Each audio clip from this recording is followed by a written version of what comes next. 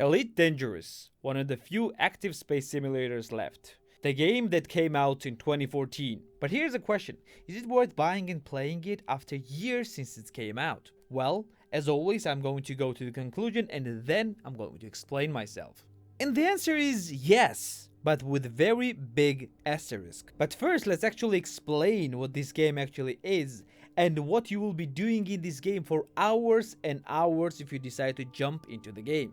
In Elite Dangerous, you are a commander of the spaceship in one-to-one representation of Milky Way galaxy. And I don't exaggerate when I said one-to-one representation. It is literally the copy of our galaxy with 400 billion star systems, each of which can be visited. So what are you doing in this vast galaxy? Well, whatever you want to do.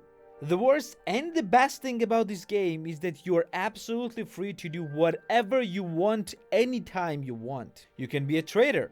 You can be a hauler, you can be a passenger ship pilot, you can be a miner, you can be a fighter, or you could be a simple pirate. Whatever you want to do in this game, you can do, which is of course mainly limited, but not only to those things I mentioned above. But is it fun? Depends on what you define as fun. If you want non-stop action, you are not gonna get this here. Majority of the game is spent watching star charts, plotting the courses and flying from planet to planet, from star system to star system. And even though it sounds pretty boring, it is probably one of the most fulfilling parts of the entire game.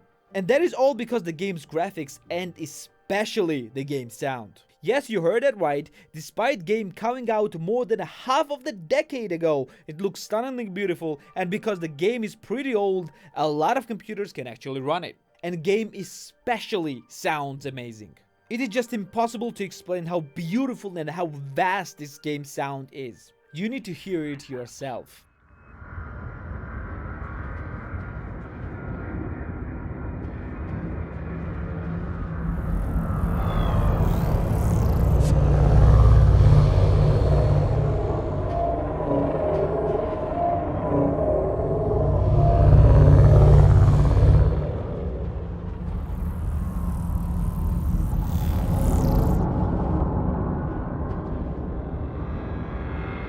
The game is all about the experience of being in space and to make it as real as possible.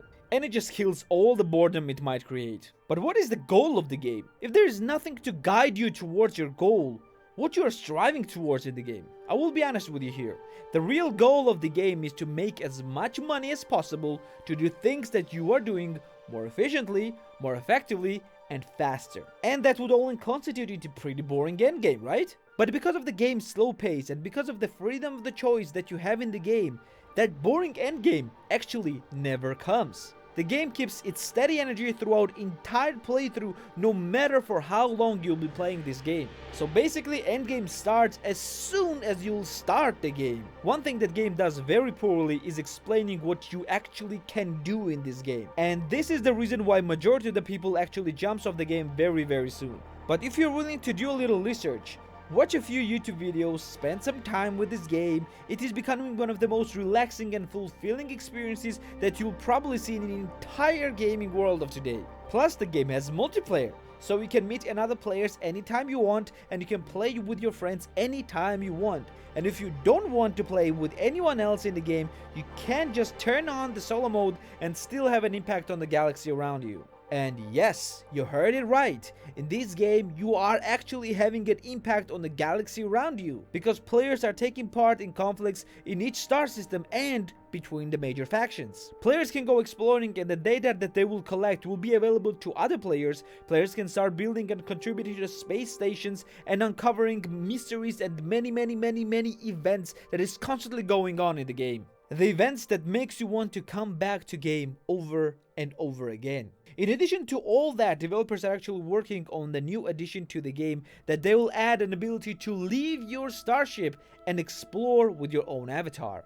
And this add-on is set to come in 2021.